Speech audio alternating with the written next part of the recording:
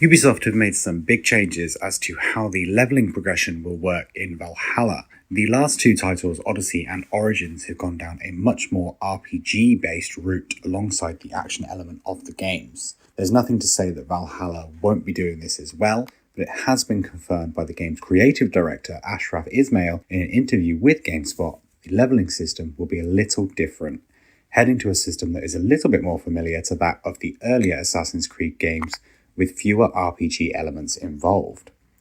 He said, as part of our fresh take on the RPG elements and progression, I would say it's less about levels and it's more about the sense of power.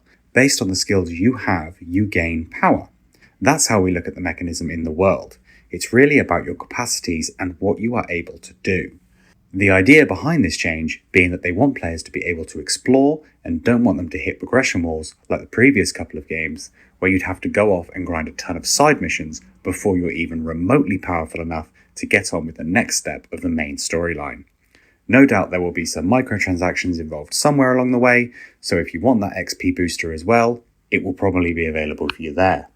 In a separate interview, this time with Kotaku, Ashraf goes on to explain a little more about how the settlement will work, which sounds like it might actually be a huge part of the Valhalla game.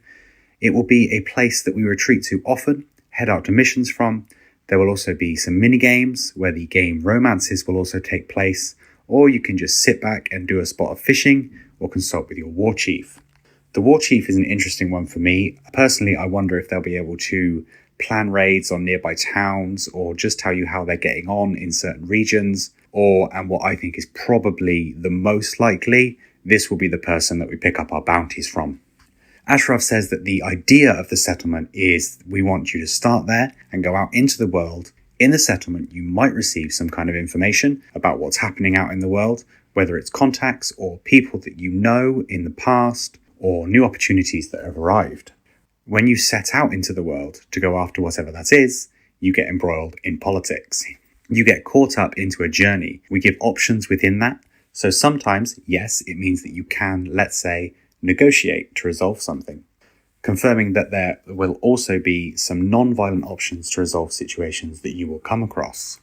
We also know that we will have buildings available within the settlement, such as the barracks for upgrading the raiding party or gaining new members potentially, a blacksmith for upgrading our gear, a tattoo shop to change Eivor's tattoos or customize hair or beards, and we will also have access to a stable. I'm not sure exactly what we'll get from that, but maybe unlock new riding abilities or something along that vein. We will also be able to customize the settlement in a variety of different ways. The Ultimate Edition of the game has this Berserker settlement pack that comes with it, so there will obviously be some way to customize your settlement with trees, statues, and totems. Hopefully we can also unlock these in-game as well, rather than just be on the customization microtransactions. Our choices made in the game will also affect the settlement, as Ashraf says, when it comes to the result of the dialogue choices, the consequences may be major or they may be minor, immediate or delayed.